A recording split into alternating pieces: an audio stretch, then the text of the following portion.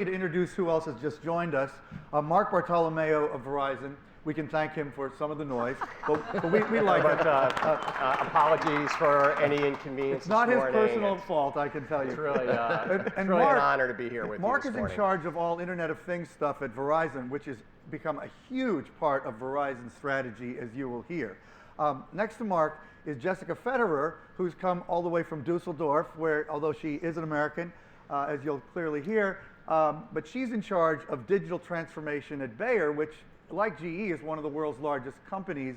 And she has a job very similar to Bill's internal transformation job across all of Bayer's businesses, which are very much in the news now because they're trying to buy Monsanto. They have a big agricultural business. But those protesters weren't here this morning, right? Yes. Oh, they have those protesters on some of the GMO stuff, yes, or other. But you also are very big in the healthcare arena, huge. And finally, Mark Patel of McKinsey, who's somebody whose career has kind of been mostly in semiconductors and real expert in that arena, but in recent years has become really one of McKinsey's top thinkers about the Internet of Things. So really, basically, what we're here to continue is this discussion about what an interconnected society means to the future of business. And I guess I wanted to start with you, Jessica, to talk a little bit about... Ladies first, right? Yeah, well, partly. Partly, just talk about how Bayer thinks about what an interconnected society and digital transformation enables you to do. Yeah, it's a wonderful question. So at Bayer, our whole mission for 150 years is science for a better life. And actually, digital science is making that much more possible. So in the past, we could make brilliant products, and we'd make these molecules. And making a molecule and researching and developing and manufacturing and marketing that molecule, that takes 10 years and $2 billion in the pharma sector. That's really complex. But at the end, what we could make and sell is a molecule. And what we're really excited about now in this new world is that we can start to shift the focus from the volumes to the value of the product, to the outcome. And that goes across both pharma and farming. But that's really the promise of where we're going, is this end value to the customer, and we love that. So wait, you said it on the phone slightly differently. Yeah, so it's like, just explain this volume to value. Explain that, or in the outcomes, talk about that too a little bit. Yeah, well, in the healthcare space, how many of you work somewhere in healthcare? Okay, so good proportion. So you all have heard about hospital readmission rates and value-based pricing, and there's a lot going on to move the focus to the results. People don't take a pill to take a pill; they take it for what it does. And so we're just now at the cusp of being able to really have interoperability. I mean, come on, that took 15 years longer than it should have, but we're getting closer. We're just now getting systems in place and moving towards a world where you actually can have reimbursement based on outcomes and have more meaning for the end user. And bringing that value, bringing that result to the customer. I mean, that's why we all do this job. That's what we're here for. But sort of sensing and interconnectivity is indispensable to move in that direction. It's just a given for you. Absolutely. Yeah. And frankly, this is where, if there's regulators in the room, we do need help. I look at the electronic health records and you're like, come on, seriously, are we still trying to get value out of EHRs? And when 15 years ago, Intermountain Healthcare showed us how an interoperable system could deliver phenomenal outputs, and they actually got reimbursed more from CMS because their outcomes were so good. We've You mean people were healthier? People were healthier. Yeah. You eliminate errors. You give better care. You reduce C-sections. We've known this for a long time, but because our systems haven't been interoperable, because we haven't had this interconnectivity, it hasn't delivered on the promise. And actually, at Bayer, we talk about digital a little differently. We say digital's not a technology topic, it's a people topic. And if you focus on it that way, it's all about the connections and breaking down the silos and bringing the information together and speaking the same language. And it's as much of how you work as, it's not just what you're doing, it's how you do it. And that's really the promise of where we're going. I don't know, we may get to this culture question because that's a key one. And I want to get back to regulation, but not quite yet. But I definitely think that's a key discussion point here. But Mark, talk a little bit about why, and I think a lot of the seeds of this have been planted already, so to speak, and agriculture is interesting to you too. Why is Verizon so hot on IoT, and what's the priority for you in this discussion? Yeah, so Bill and Jessica both mentioned, moving lots of data, providing connections. I heard you say connections many, many times there in this interconnectivity. Today we manage, more than 150 million devices, on our networks today, and it's all around providing reliability and consistency and moving that data and getting the throughput. So when we look outside of some of our traditional markets, we see some similarities between the business we're in today. So how do we bring reliable connectivity into areas that help improve important issues, which we like to call problems we're solving? Things like sustainability. How do we work with the growers in California who are in the 5th year of a drought and help them improve yield on crops to feed a population that's doubling by 2050, with less and less resources? So those are some of the areas where we want to bring this connectivity and machine learning. The same thing in the areas of safety. How do we really work with some of the largest municipalities to improve transportation systems so that we reduce fatalities? And we see both of these coming together to drive economic growth, where we have municipalities where people want to live, where people can be commuting safely, where they're living in areas where sustainability is important. That's going to drive economic growth. And you're building entirely new businesses based around this connectivity. I mean, just give an example of one or two of those. So talk about food for a little bit. I know we talk about healthcare and transportation and things like that, but I think today, at least 3 times today, you'll have some interaction with a farmer or a grower, because we all have to eat, and that's important to not only us but to our families. So how do we bring food into the market safely? So I saw a little write-up in the brochure about bringing it to the deep oceans. And today, there's a lot of challenges around aquaculture. We're working with many of the oyster farmers in Cape Cod who not only are interested in improving yield and their own economic viability, but delivering a safer product that's free of viruses, into the restaurants here in New York or into Boston. So we've developed an entire business unit around food safety to work with them on monitoring how things are harvested, what temperature they're transported at, and actually looking that entire chain of custody and cold chain from the point of harvest to the point of delivery. And actually that's where the connectivity also comes through for our companies. So Bayer has one of the largest animal health companies in the world, and we're also big in aquaculture and fish and shrimp and oysters. And now working with partners we didn't always work with before. We've always worked with Verizon, but now in very different ways in our farming and crop science and animal health business. So the connectivity is coming across in the corporate world as well. Yeah, I just wanted to mention, it is amazing to me that how you see convergence take place. And you look back years ago where you had this wireless communication industry and you had this fantastic automotive industry, and very quickly we saw the convergence of the connected vehicle. But now we're seeing the same thing with communication technologies and biotech. Yeah. And it's going to take all of these sciences coming together, and it's going to take great industrial industries like GE runs to really improve the outcomes around sustainability and really address things like global warming or climate change. Okay, other Mark, I have a question for you. Okay. We've heard a lot of optimism already here, right? Yeah. A lot of gung-ho and promising ideas, but the reality is Internet of Things as a concept has been around for a hell of a long time, and in reality, not much has really happened despite all of these great intentions and a few good examples of nice things happening. Why is that, and where do you see the overall kind of trajectory of this transformation? Okay. Simone, could you come over here? Yep. So I would say, from a McKinsey perspective, and we did a significant body of work in the last 2 years to look at what do we think the transformational impact can be over the next 10 years from an economic perspective.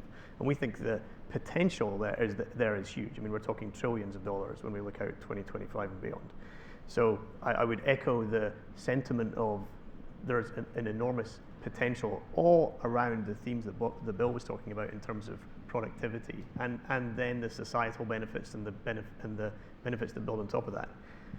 This question around what's it going to take to get there, I think, is the one that we're all most excited and most energized to basically figure out, because I think we can all start to imagine all these different use cases we're talking about, and the big question is, what does it take to unlock that? How do we get that transformation going, and how do we get adoption going? And in the last couple of years, as we've been working with clients on this, and we've really sort of, in a slightly non-McKinsey-like way, we've tried to go from just kind of developing the research to actually saying, okay, let's go implement and figure out what it takes to implement and why sometimes it takes longer than we all hope. The conclusions that I think we've started to come to, I would say we're still very much on the journey.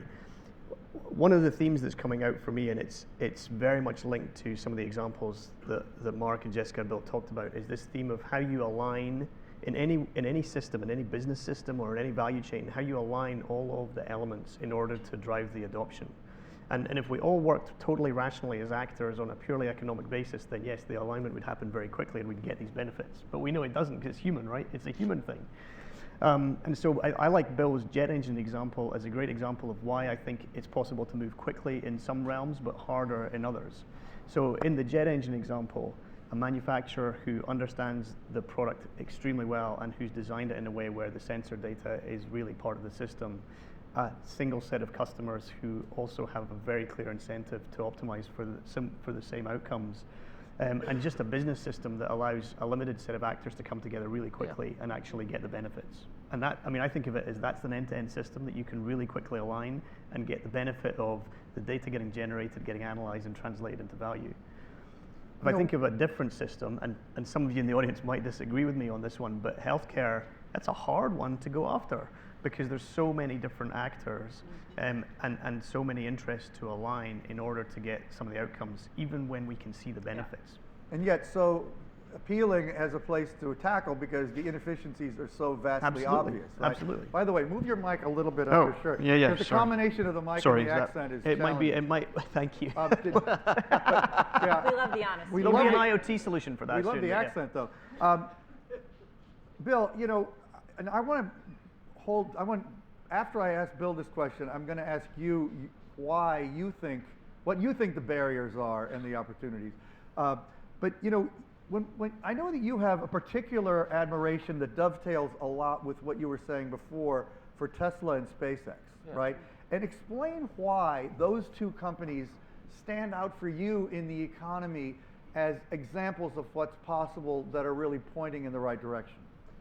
I think it goes back to this idea of asset productivity, that what they've done is taken a car and a spacecraft, and they've made them much more productive product lines. And I think when you think about what it's going to take, the technology is important. If you aren't good at understanding how to connect this stuff together, and especially if you're not good at the analytics. See, the analytics are everything, but if you look at what is really interesting, I would contend they're probably more of an analytics software company than as much a hardware company. They're an analytics software company first.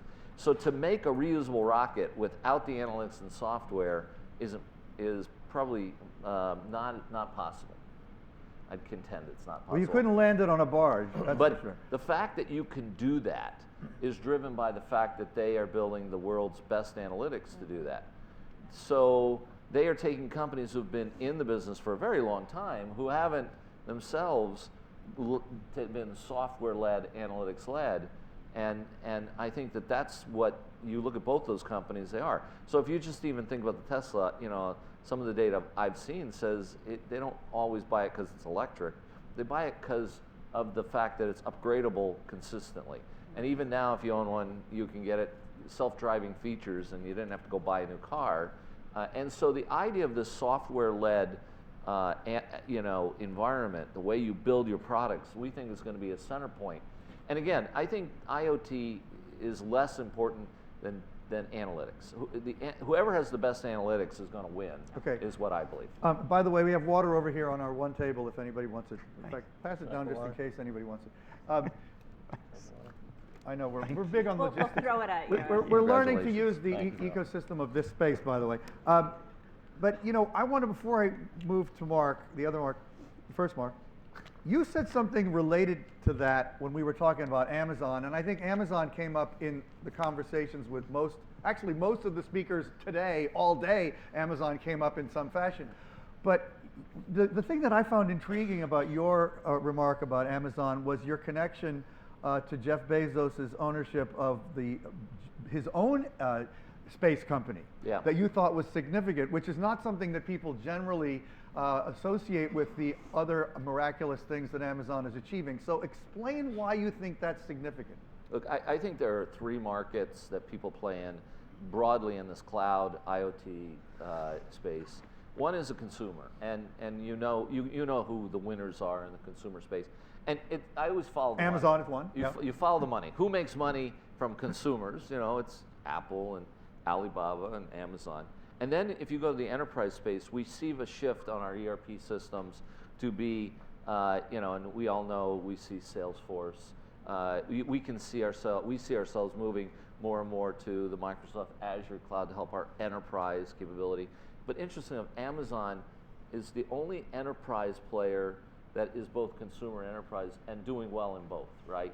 And then you start to look, and what I look at what Amazon's doing, what Jeff Bezos is doing. Now he's buying planes, and he has trucks, and he's now talking about spacecraft. So he's moving into, quote, more traditional industrial. So I think when I look, it may be the only company that actually cuts across all three. You know, for us, we're going to stay and work in the industrial space. But whether anybody can move across two has not been proven except for them. Can anybody move across three is going to be, I think it's going to be very, very So hard. the data he's going to get from the planes and even the jets, even the rockets, and of course all the physical objects that he's distributing throughout the world gives some fundamental advantages over anybody. But I don't want to dwell on them, although it would be fascinating because everyone in this room cares about them surprisingly much, more than even a year ago, I would argue. Yeah. But so thank you for making that point. So Mark, explain what you think the barriers are and where the opportunity to move forward more rapidly is. So break it down into three areas. I think the number one barrier that we see is complexity. And the reason that we point to complexity is that the adoption rates, participation rates in IoT are actually very low. In order to participate in IoT, you need a world-class CTO organization, you need an enormous amount of capital, and you need to be a huge corporation that's willing to take risk. So in order for IoT to really take off and really for machine learning to deliver the promise, we have to start seeing it come down into the mid-market where organizations that don't have world-class CTO organizations can easily adopt solutions. I think the second element is this really fragmented ecosystem of service providers. And you have people who are providing equipment today, people who you're working with to provide connectivity, companies that provide analytics, hardware companies, everyone trying to tie this all together. So what that's doing is driving up the cost to participate. And the third element that we really see, coming together, in there is what is the business case? What's the really well-defined business case that justifies the expense, the complexity, and the risk we're taking? And I'll just give you, one example. If you think back to the early days when the government first defined a lot of the requirements and standards for the national grid framework, you had companies, like Duke Power and SoCal Edison and Con Ed, who needed to really comply with that, and they were looking out in this and saying, how do we really adopt this? There aren't the right standards, but they move forward, and their CTOs were looking at this and saying, I've got to go out and I've got to take all of this risk, I've got to invest all this money, and then I've got to go to the board and get funding, and the end result will be that our customers are going to buy less of our product because as an energy company, all I have to sell is energy, and the solution I'm going to deploy is going to incent people to consume less of it. So how do we make this work in terms of a really well-defined business case for our customers? So I still didn't get the final answer there. What was the answer? The final answer there is actually, organizations began to look at the technology expense and say, let's go ahead and adopt this, but let's also drive benefit. For example, let's defer the cost of building new generation equipment, because if people are consuming less power, that means I don't have to build another plant. Okay. Let's do load balancing. Yeah, and let's do more with the connectivity that we have. You talked about the federal role, and you actually, the Energy Act of 1997 is what you mentioned on the phone. Yeah. And this, I think, dovetails with a big point that I was really surprised to hear you all talking about, which is the role of government in actually facilitating progress here. We think business hates regulation, but that is not the message I got from talking to these people in advance. So Jessica, what's your thought on that? Yeah, I mean, what we all want to do is improve public health, right? Make the world a better place, do our little part, and improve whatever our area is. And if you look at our water systems or our electric systems or vaccines, anything, you needed standardization. And that standardization isn't going to come because a company volunteers to get all their buddy competitors to do the same thing. And so there really is an important role in the government, in regulation. And I think what we haven't started to address yet is also when governments and regulators start getting involved in this massive amount of health data. So if when we have this interoperability pledge rolled out in the US and 98% of EHRs are speaking the same language, maybe there will be talk of a public health responsibility to use that data for public good. So right now there are many diseases that there's no incentive for people to tackle. But if you give people a choice and say, your data is your money in the bank, they put their money in the bank if they get interest. Well, they're also happy if that benefits their family member with Alzheimer's or someone with a rare condition. And if you look at 23andMe, over 80% of the people that pay to have their genome sequenced volunteer their data for clinical studies, because even though they're paying for this service, they're happy to have their data utilized to do something for public good. So, as regulators start to, and it's good that regulators aren't there yet, because we never want regulation to move before progress. We need to have the experimentation first.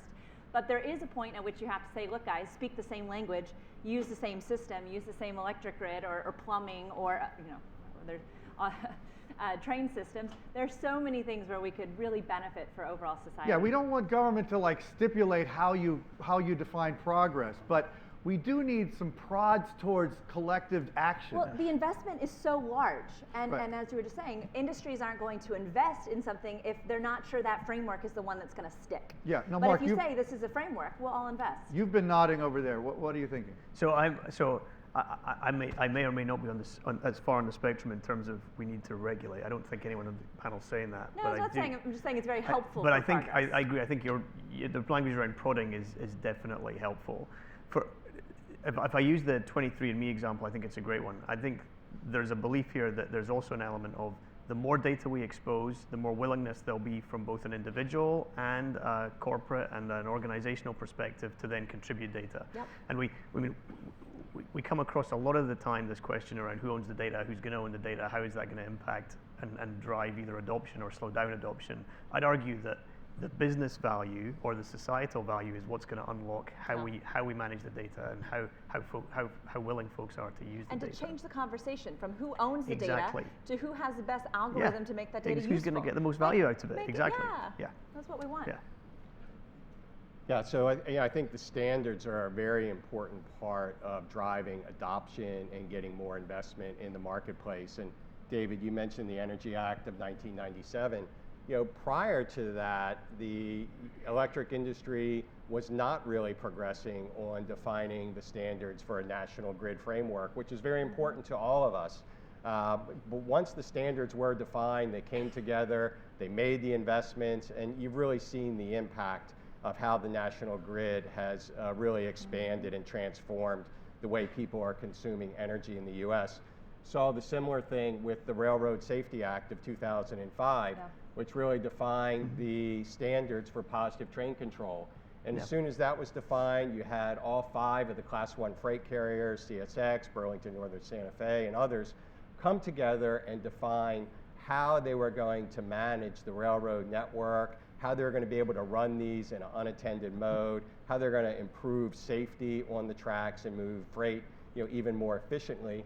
And now you see the Drug Safety Act of 2013, which is defining the standards on how pharmaceutical companies will ship drugs and the requirement to track pharmaceutical shipments in 2017 from the point of manufacturing to the distributor, to the wholesaler, and then in 2020 down to the dispensary. Okay, and to put words in both of your mouths, you also mentioned the Health and Human Services Interoperability Pledge as a similar step in the right direction. But the interesting thing you said, Mark, was that when the first thing you said when I was asking you, where do we stand with Internet of Things, you said, really, there's only two places that IoT has really transformed industries, and one is in energy, and it's still early, but it's happening, and the other is in railroads, and you tied it to those two federal actions that basically facilitated that to create really the only two industries that have now already been somewhat transformed, so which I found quite intriguing.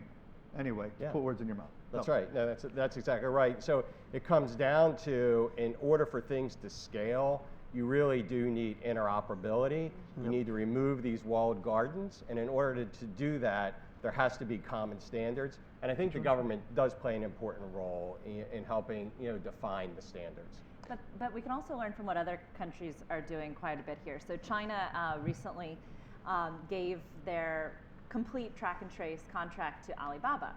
And if you think this through... For drugs? Yeah, for pharmaceutical, for pharma products.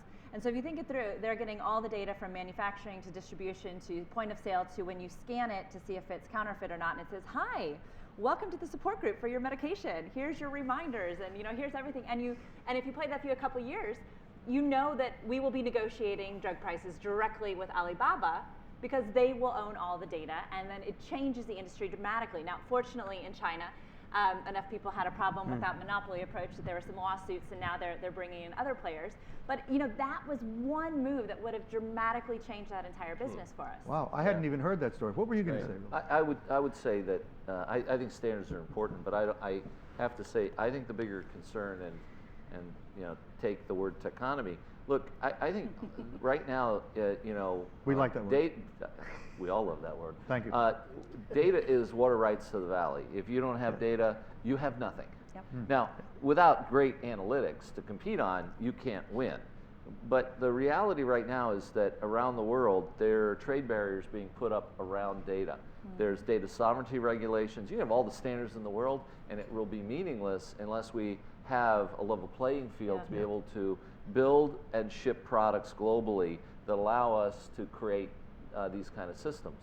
And when you talk about critical infrastructure, you have all kinds of governmental concerns. So right now, I would say you've got leading countries with China having Internet Plus. You have Germany with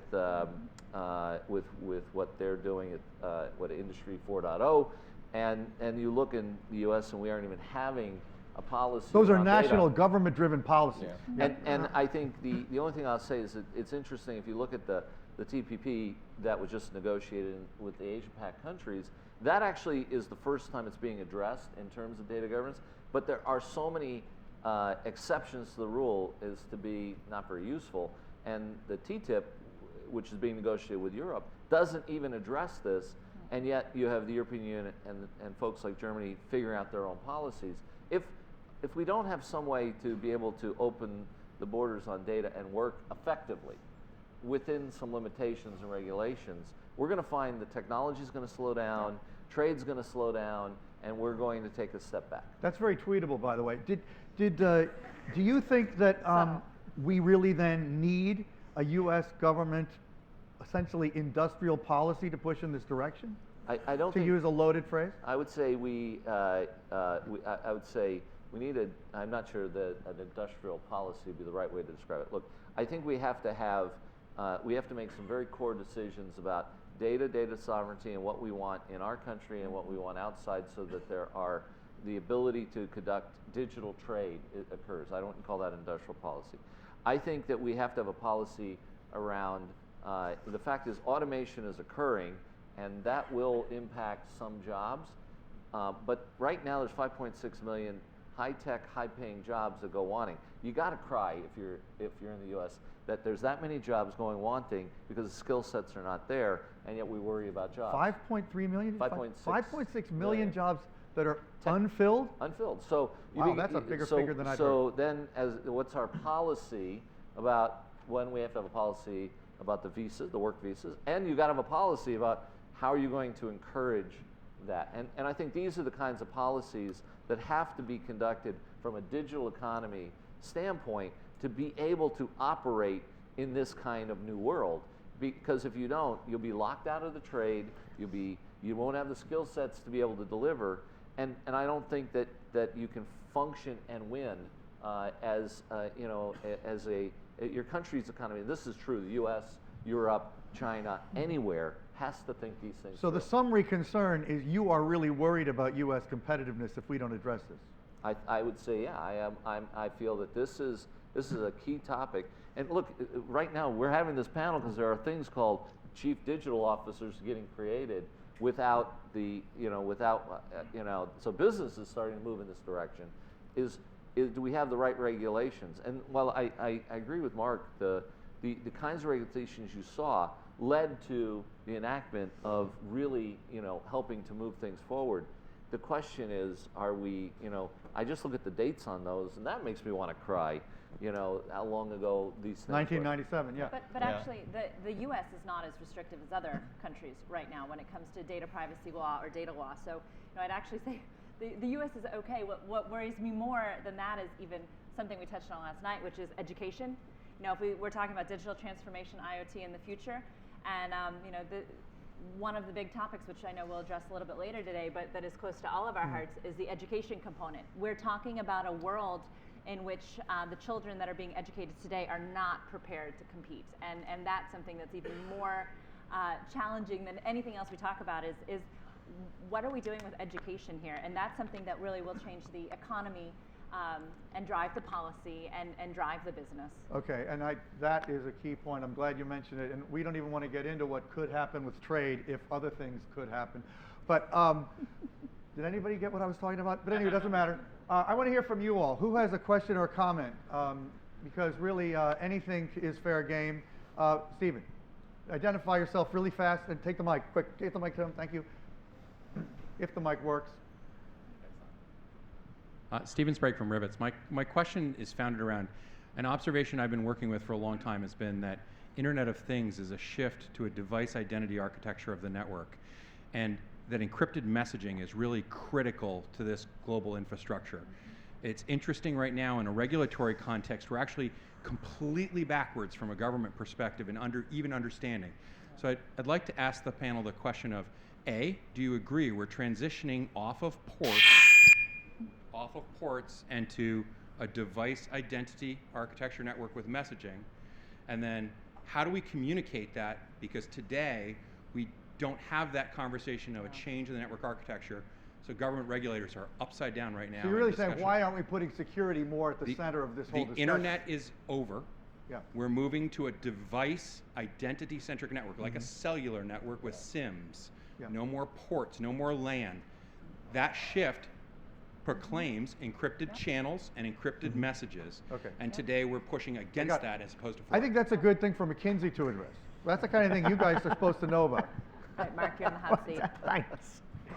So I'll go through in order. Would I agree with the statement that we're moving towards more of a device identity? Yes, but it's going to be in concert with the model that we also live with today, which is still the consumer internet. So I wouldn't make the claim that we are, we've gone binary here from one to the other. Right? We're going to have both, and they're going to have to exist in the world together. And I think the implications that you're driving to are, have we really thought through what that means in terms of how we've approached the integrity, the security, the communication channels, even contemplates what the implications are for that. And I would argue, no, we're at the tip of the iceberg in terms of actually what the implications are. And the experimentation and the point that we're at in terms of putting some of these IoT devices and ideas and models out there have not really contemplated both what the requirements are going to be and how they're going to interact in the future. So I think I would agree with what you've said. I'd say there's a lot of work to do. I don't have any special answers on what the right approach is going to be together, unfortunately. Okay, where's the mic? Okay, quick. And identify yourself, please. Hi, Mark Bonchek with Shift Thinking. My question is about timing and what kinds of things. So we've talked about big things like trains, airplanes. I know GE is also working on making the lighting smarter. Those are small things. We've got hospital equipment, but also all the things we're wearing on our wrists, and now Nike's doing shoes and basketballs. Is there any pattern that you're all seeing in terms of which things are going to get smarter first? And if you have assets, which ones should you be looking at first? Which ones are going to take longer, and why? That's a great question. Well, I think, I can go back to what I said before. I think there are 3 markets, and each will develop themselves differently. I think what consumers want out of these devices, which one could say you might say, oh, that's in the lead because we've connected watches and thermostats and things like that. I think, though, that on the industrial side, the reality is we've been connecting machines for 30 years. It was just proprietary.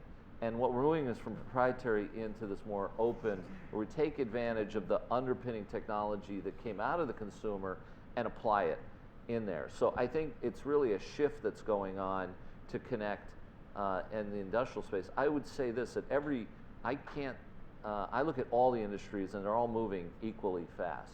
And I think, and when I ask why, it's not like the CEO wakes up and goes, gee, I really need an IoT strategy today. What they really say is, I'm not getting enough productivity on my power plant, or I need to move more loads, or this maintenance is killing us. That's what they say. And then it's okay, the only way to deal with that is through better analytics and data. So I fix the problem right at the point as it's occurring. And then what happens is that rolls down into the organization, and that's why you have to do this. So I will tell you right now that everybody I see in the industrial space, I'm like almost shocked how fast they're saying, I got to do more, and they're coming up with big problems they want to address. So I think you're going to see it move quite fast in the industrial space. Okay, over here, and then you. And let's try to move quickly through a bunch of voices here. So Mark, based Identify on yourself, please. Dave Franco, I'm with Verizon actually. I'm a sales guy, so I'm here to have. You're allowed to speak. So you mentioned the complexity and the fragmentation. So when we look at cloud computing, you mentioned Azure, you mentioned Amazon, and some of those big cloud plays where the intelligence lies, and you're building this neural framework relying on this fragmentation. How will that scale so that all these various devices and software components have a baseline operating environment? Yeah, so Bill and I were actually talking about this last night, and it gets to the point where there needs to be this full interoperability. Everyone talks about IoT platforms and software as a service and the cloud computing, but many of these still end up being walled gardens. And we need to start getting into the phase where the various platforms are interconnected and the technology just becomes in the background, right? So one of the things that we're definitely seeing right now, which is why I am optimistic about IoT and data analytics progressing, is there are fewer conversations about technology, and we're seeing more conversations about things like the business outcomes that Bill was talking about, or improved healthcare outcomes that Jessica was talking about. And the technology is beginning to move into the background, which says it is getting simpler and we are approaching some of the interoperability, but we still need to get to the point that was made here, David, around security, number one, privacy, number one. How do we bring that same credentialing and identity management that we had on the internet, where there was a people interface, down to a machine? So IoT credentialing and encryption is going to be key to this also. Okay. Michael Miller, PC Mag. 5 years ago, when Techonomy was starting and there were a lot of conferences, big data was a big issue. McKinsey says next 5 years it's going to transform the economy, big productivity benefits and all of that. As Bill points out, we haven't seen the productivity benefits and all that. Why is this time different? Were you going to take that? I can take that. Yeah. I won't. I don't know if he was pointing at you there, I think. But. So I'll just. Go ahead. Go I think there is a lot going on that maybe isn't out front for everyone to see. I get this same question very similarly around smart cities. We've been talking about smart cities forever, and people point to a couple cities in Europe and one or two cities in the U.S. But if you look at the municipalities, like just here in New York, the things that are happening in the background that we just don't see, they are making huge investments. They are improving outcomes. But also a lot of the smaller businesses are now beginning to adopt this technology. So we work with, as many do, with growers in California. And they are seeing things like improved yield with using much less water.